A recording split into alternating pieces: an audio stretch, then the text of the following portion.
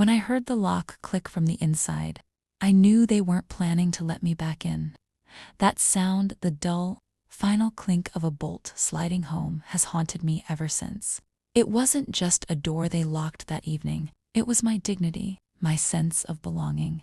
My place in that house I had called home for nearly 3 years. The porch light flickered above me as I stood outside, holding a grocery bag that suddenly felt far too heavy. My hands trembled, my breath fogged in the chilly evening air. I knocked again, softer this time, as if being gentle would make them remember I was family. No one came. I remember setting the grocery bag down and sitting on the porch steps. The crickets were loud that night, and their house glowed warm and yellow through the curtains. I could see shadows moving in the kitchen. My husband's mother, probably rinsing dishes. His father, sitting at the table like he always did after dinner. And me, I was outside. I don't know how long I sat there before the truth hit me. I had been locked out, not by accident, not by mistake, deliberately. When I married Adil, I thought I was marrying into love twice over, once with him and once with his family. I was wrong on both counts. Adil's parents were traditional, proud, and to put it kindly, particular about how things were done. His mother Naeema ran her home like a kingdom. Her husband, Mr. Rafiq, ruled quietly from his newspaper throne. And Adil, my husband, was their obedient prince. In the beginning, I told myself it was fine. After all, they'd let me live there rent-free. I didn't want to seem ungrateful. Naeema had a way of disguising her control as kindness. "Beta," she'd say, smiling. "You don't need to worry about the groceries. I'll handle them." But the next morning, she'd remind me that I wasn't contributing enough. I'd try to cook dinner, only to have her slide next to me, correcting every move. "We don't fry onions like that in this house. This isn't how we set the table. This isn't how we treat our son, her son, my husband." It was always the same tug of war, except only one side was allowed to pull. Adil worked long hours at his father's business. When he came home, he wanted peace, not stories about how his mother criticized me. I felt like a guest in my own marriage. So, I stayed quiet. I smiled when she corrected me. I apologized when she scolded. I swallowed the small humiliations like bitter medicine. There was a rhythm to it. Mornings began with tea in delicate china cups, followed by whispered complaints about the maid. Afternoons were for chores, errands. Evenings for waiting for Adil to come home, waiting for a kind word, waiting for a life that felt mine. Then, one afternoon, that rhythm broke. It started with something small, as it always does. A misplaced envelope. I had gone to fetch the electricity bill from the kitchen drawer when I noticed an opened envelope addressed to Adil and me.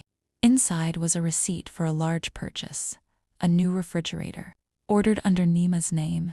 It listed guest room renovation in the remarks section. Guest room? There was no guest room, at least not one that needed a refrigerator. I asked her about it casually later that day while we were folding laundry. She didn't look up. "Oh, that. Your father-in-law thought we should make the storage room more comfortable. You never know when we'll have visitors." But something about the tone of her voice, as if she were talking about someone else who might live there soon. I told myself I was imagining things. Maybe she truly wanted a guest room. Maybe she'd softened. I tried to forget about it. But small things began to change. She started locking certain drawers in the kitchen. My laundry went missing, then reappeared already ironed, though I hadn't asked her to do it. Adil came home more tired, more distant. When I asked if something was wrong, he smiled to easily, kissed my forehead, and said, "You're overthinking again, Zainab." That word became his shield. A week later, the confrontation happened. It was a Sunday, the one day I thought I could relax. I was in the backyard hanging clothes when I overheard voices through the open window. "She needs to go, Adil," Naeema was saying, her voice low but sharp. "This arrangement is not working. She disrespects this home. Amy, please, I have seen enough." You've become a stranger to your parents because of her. You come home silent, unhappy. Do you think we don't notice? I froze. The bedsheet slipped from my hands into the damp grass. There was a pause. If it'll make peace in the house, fine. I'll talk to her. My heart dropped into my stomach. I stepped inside quietly, pretending I hadn't heard a thing. That evening, I cooked dinner as usual, lentils and rice, the way his mother liked. When Adil came home, he barely met my eyes. During dinner, Naeema kept glancing at him, then at me. When I asked if anyone wanted more food, no one answered. Even the clinking of spoons sounded colder. After we ate, I went upstairs to our room, waiting. It didn't take long. He came in, sat at the edge of the bed, and said the words I will never forget. Zainab, maybe you should spend a few days at your sister's place. Ammy's not feeling well, and she needs the house quiet, as if I were noise. I wanted to scream. I wanted to ask him why he couldn't stand up for me. But instead, I nodded, because that's what I always did. The next morning, I packed a small bag and left, thinking it was temporary. When I returned 3 days later, the lock was changed. I stayed outside for hours that night, waiting for someone to open the door, to explain, to say it was a misunderstanding. No one came. Eventually, I went to my friend Farah's apartment. She gave me tea and a blanket, but I couldn't sleep. My mind kept replaying the sound of that lock, the silence behind the door. By the next morning, my shock had hardened into something else, a strange, cold clarity. If they wanted me gone, fine. But I wasn't going to disappear quietly. That's how my plan began, the plan that would make them face their own hypocrisy. That would make them squirm under the same roof they had tried to cast me out of. Because what they didn't know was that I still had a key, an old one. The back door key they'd forgotten existed. And that night, as the clock struck midnight, I went back home. The streets were quiet that night. I remember the sound of my footsteps on the pavement, soft, deliberate. The moonlight fell across the front porch. I knew better. The back gate creaked when I pushed it open, and for a moment, I thought I saw movement behind the curtain in the kitchen window. My pulse quickened. I waited in the shadow of the wall until everything was still again. Then I slipped the key into the old back door lock, the one Naeema used to say needed replacing. It turned with a hesitant click. I froze. Nothing. No lights came on, no voices. When I stepped inside, the familiar smell hit me first. Cardamom mixed with something new, fresh paint. My eyes adjusted to the dim light filtering through the living room curtains. The house looked different, rearranged, cleaner, but emptier. My wedding photo, once proudly displayed on the console table, was gone. The shelf where I'd kept my potted plant was bare. It felt like walking into a version of my life that had been quietly erased. I didn't make a sound as I moved through the hallway, my heart thudding in my throat. I wasn't there to argue or reclaim my place. Not yet. I just needed to understand what had happened. Then I saw it. The door at the end of the corridor, the one that used to lead to the dusty storage room, was half open. Light spilled from inside. I crept closer, peering through the gap. It was no longer a storage room. The walls had been repainted cream, the floor scrubbed and polished. A small refrigerator stood in the corner. There was a new bed, a dressing table, and curtains I'd never seen before. On the wall hung a framed photo of Adil and his parents, smiling, just the three of them. I wasn't in it. The realization hit me like a slow, cold wave. This was the guest room they'd mentioned, but it wasn't for guests. It was for me. Or rather, for the version of me they wanted, hidden away, quiet. I felt a mix of rage and disbelief. I turned to leave, but then I heard footsteps upstairs. My body froze instinctively. It was Naeema's voice, faint but distinct. She won't come back. She has too much pride, she said. Adil's voice followed, weary and uncertain. Still, maybe we should tell her. No, she cut him off sharply. It's better this way. Let her think she's the one who left. My hand tightened on the doorknob. I could feel something breaking inside me, not just anger, but the realization of how calculated this all was. They hadn't locked me out in a moment of anger. They'd planned it, built a new room, rearranged the house, rewritten the story. I took one last look at the house, at the family that had quietly exiled me, and then I turned toward the guest room.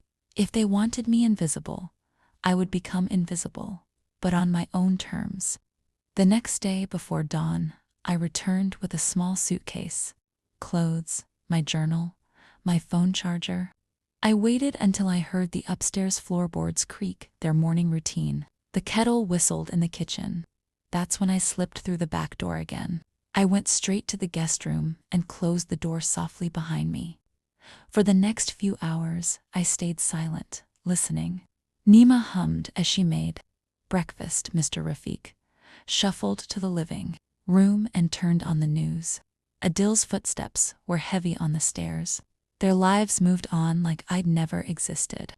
Like my absence had made things lighter for them, but I was there, right under their roof.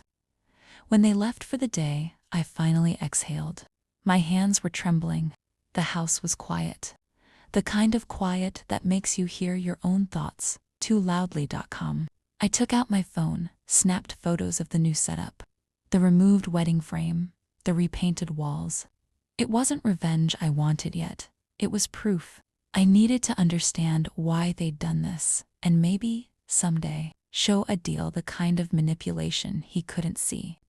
That night, I heard laughter from upstairs. Naeema's voice again, light, pleased. You see, the house feels calm now. You're smiling again. He didn't reply immediately.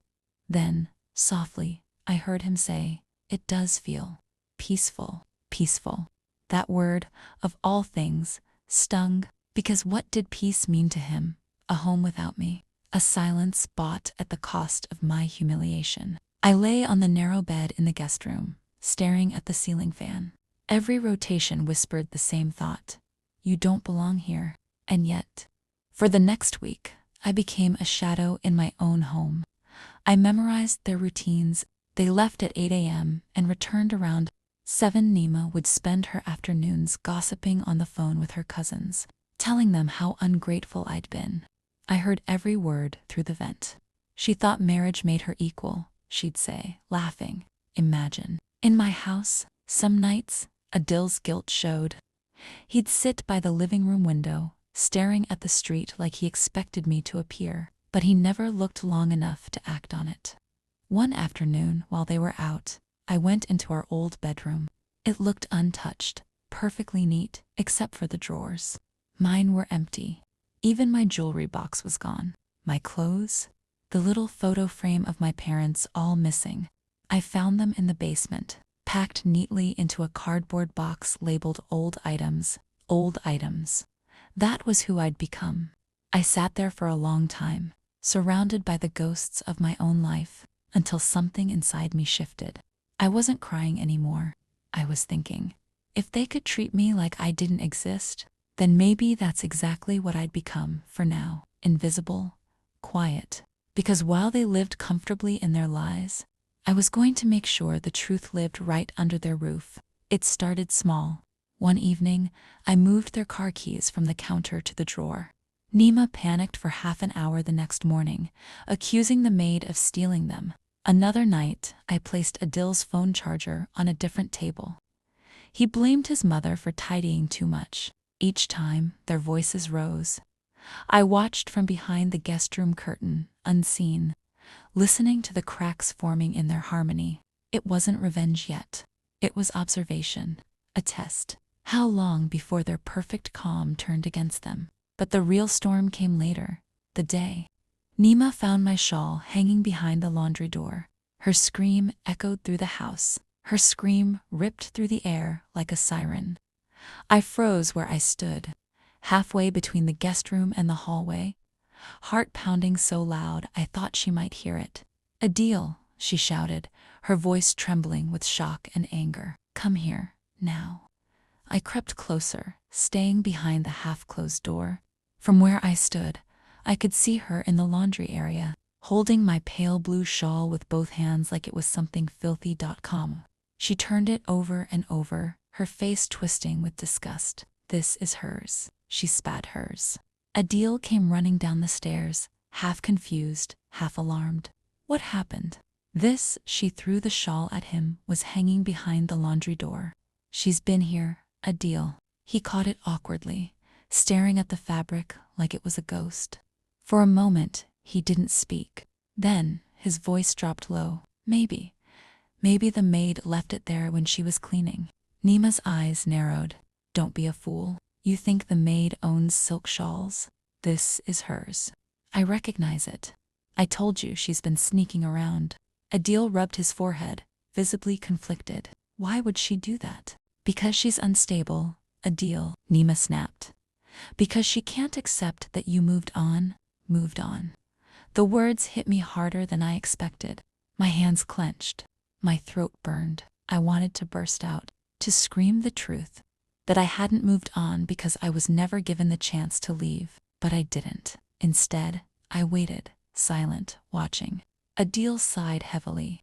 You're overthinking, Amy. She wouldn't come here. Not after everything. Oh, you men never see the danger until it's too late. Storming off toward the living room. When the house went quiet again, I slipped back into the guest room, heart still racing.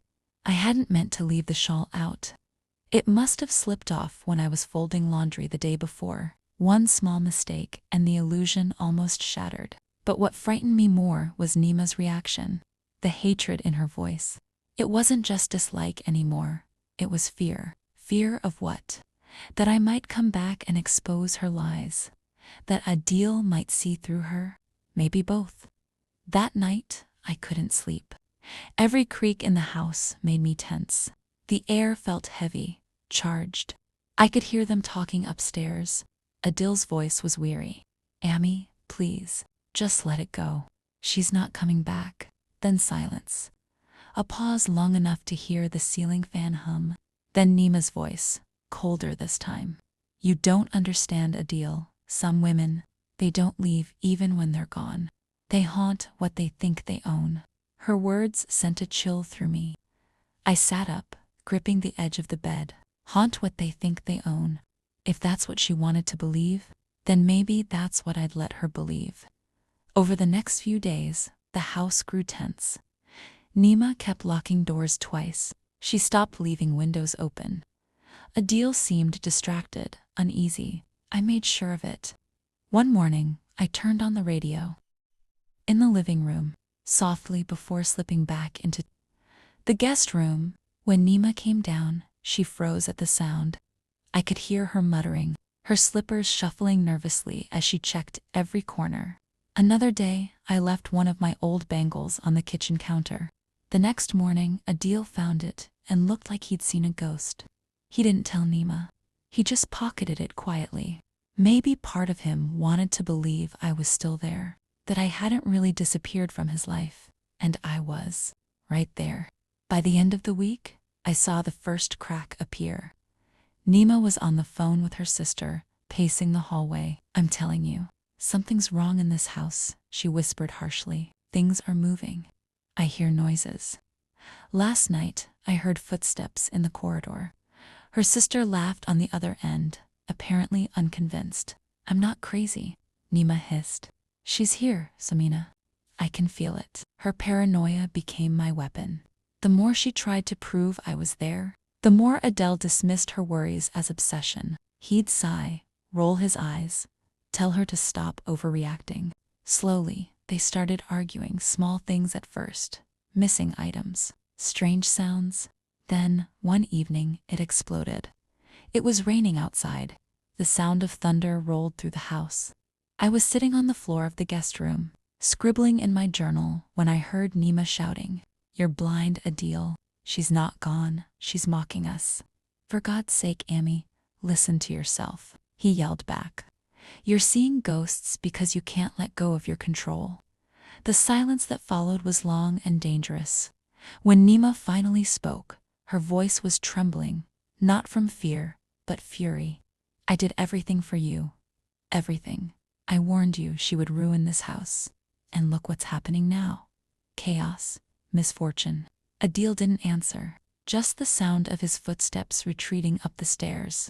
Then a door slammed, and then quiet. That night, I stepped into the living room for the first time in weeks. The lights were dim. Rainwater trickled down the window pane. I stood in front of the console table where our wedding photo once was. The surface was empty, wiped clean.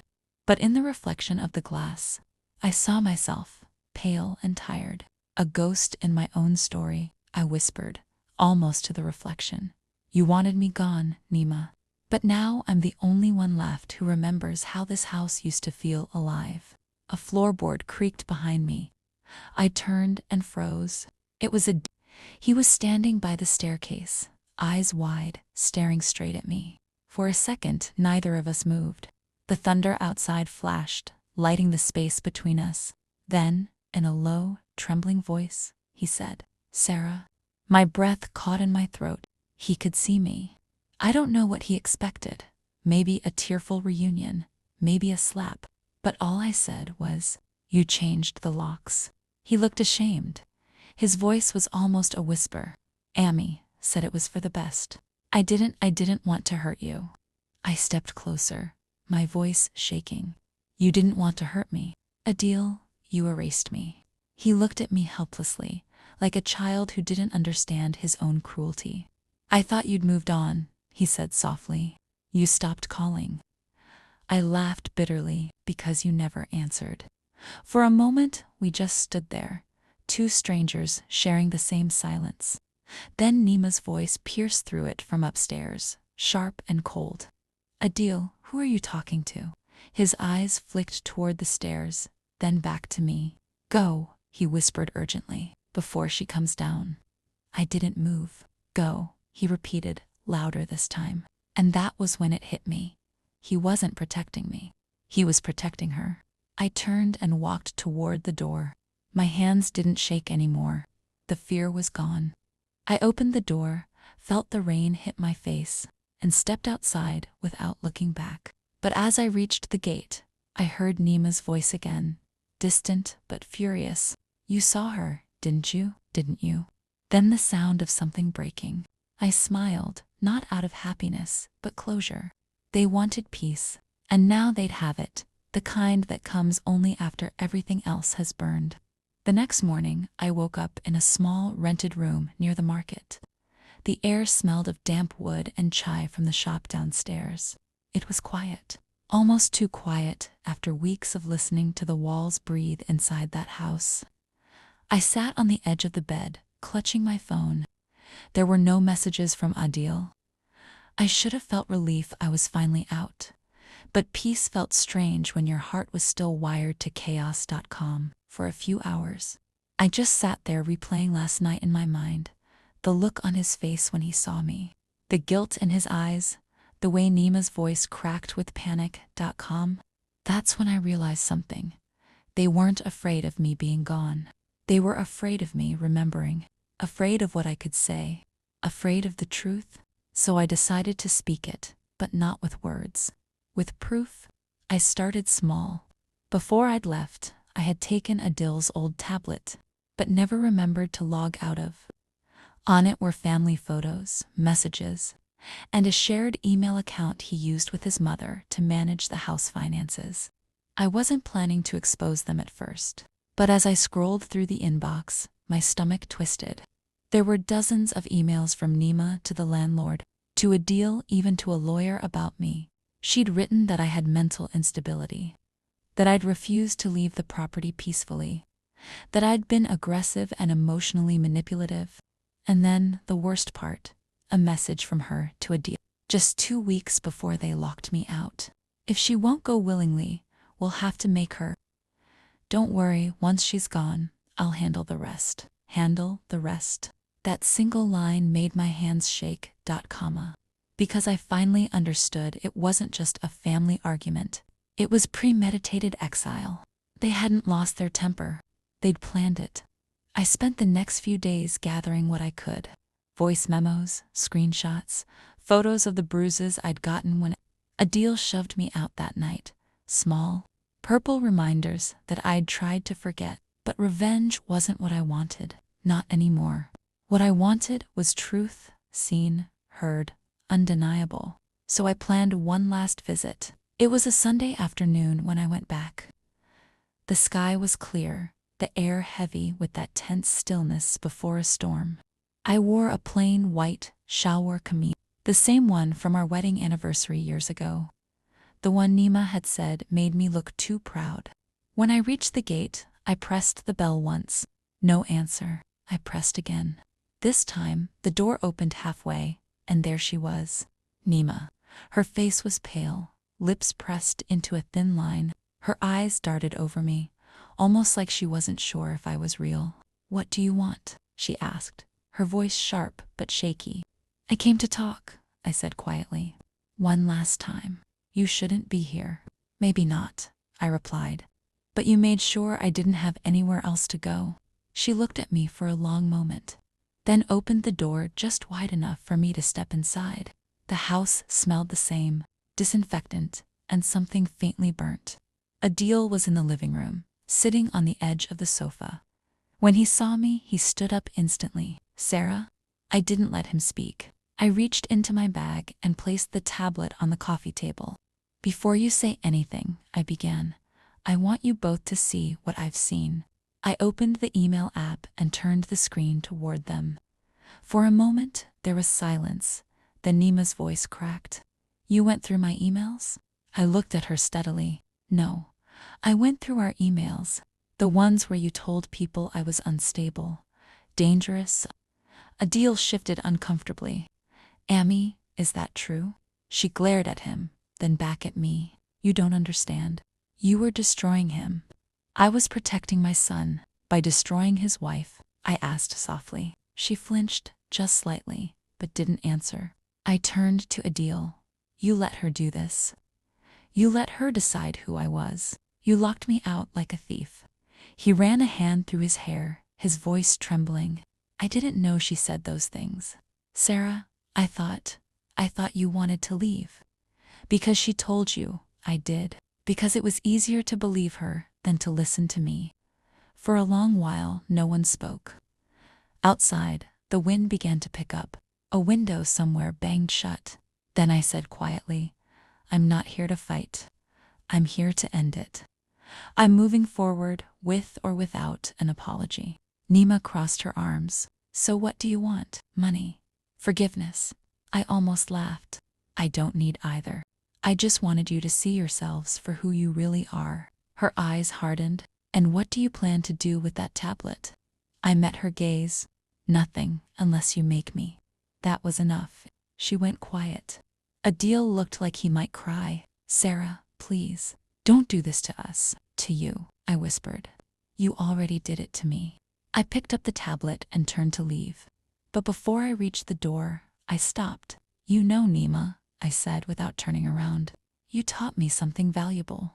You showed me that silence can be the loudest revenge." Then I stepped outside. A few days later, I uploaded the evidence, not online, not to shame them publicly, but to a shared family drive that included her sisters, Adil's cousins, and close relatives. No commentary, no anger, just proof. Within 24 hours, the calls started flooding in. From her relatives, from the neighbors, from people who had once adored her. "How could you do that to your own daughter-in-law?" One message read. "She trusted you, Naeema," another said. Her reputation, her precious pride, shattered in the same quiet, dignified way she'd destroyed mine. And I didn't need to say a single cruel word. Adil called me 3 days later. He didn't sound angry, just tired. "I moved out," he said softly. "I couldn't stay there anymore. Amy won't speak to anyone. She barely leaves her room." I didn't respond. He sighed. "I know I failed you, Sarah. I don't expect forgiveness. But I wish you'd told me what she'd done." I almost said I tried. But what was the point? Instead, I just said, "You weren't ready to hear it." There was silence. Then softly he said, "Are you happy now?" I thought about it for a moment. "No," I said, "but I am free." After we hung up, I sat by the window and watched the sunset bleed across the rooftops.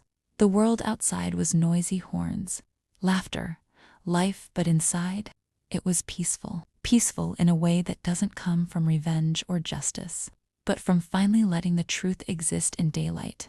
For the first time in months, I exhaled fully. I thought about how they used to say I was too quiet. Maybe they were right. But silence, I learned, is power when you let it speak for you. The days that followed were quieter than I'd ever known. There were no more raised voices through the walls, no more creaking footsteps outside my door, no more cold stares over dinner tables. Just silence. And for the first time, silence didn't scare me. It soothed me. I spent my mornings by the window, a cup of chai in my hands, watching the world move on without me, and realizing that maybe that was okay. Sometimes healing doesn't come with grand moments or apologies. Sometimes it comes in the smallest things: the sound of your own breath, the smell of your favorite tea, the freedom to choose what peace looks like.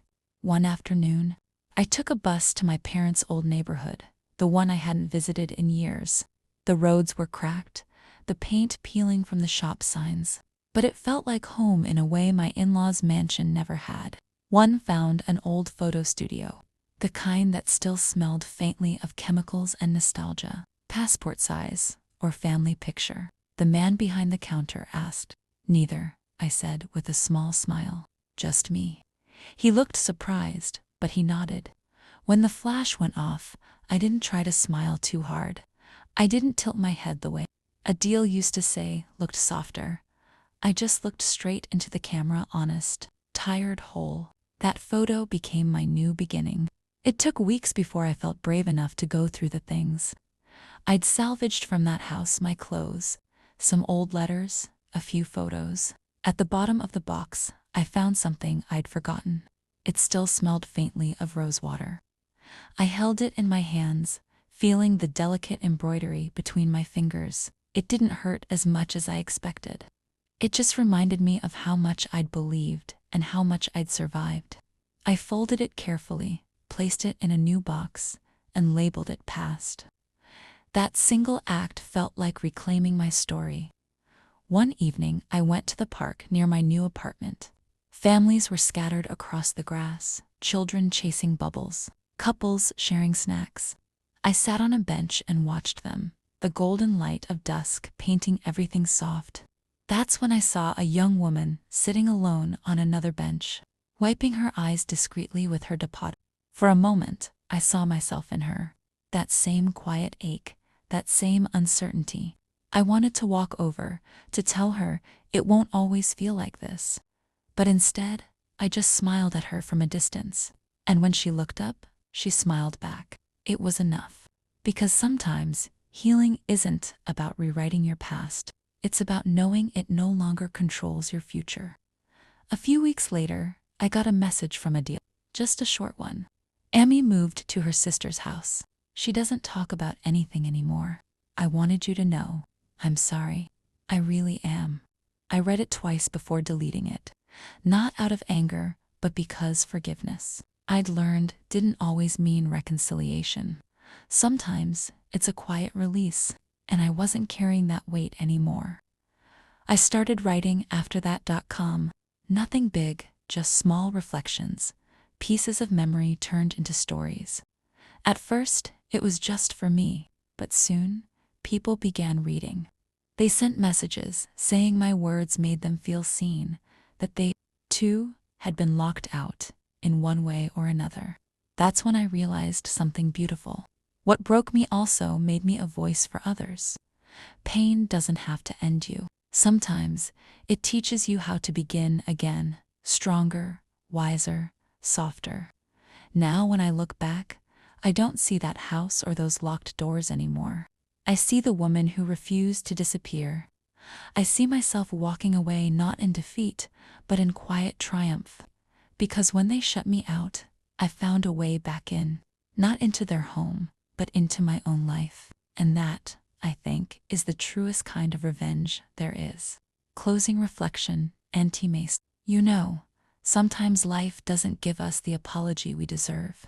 Sometimes, the people who wronged us sleep peacefully while we lie awake replaying every word, every wound. But peace doesn't come from their remorse. It comes from our release. If you've ever been locked out of a home, of a family, of someone's heart, I want you to remember this. Doors can be replaced. Locks can be changed, but your worth, it stays. And one day, when you find your own peace again, you'll realize you were never meant to live behind someone else's walls. Would you have done what I did? Tell me in the comments. And don't forget to subscribe for more stories like mine.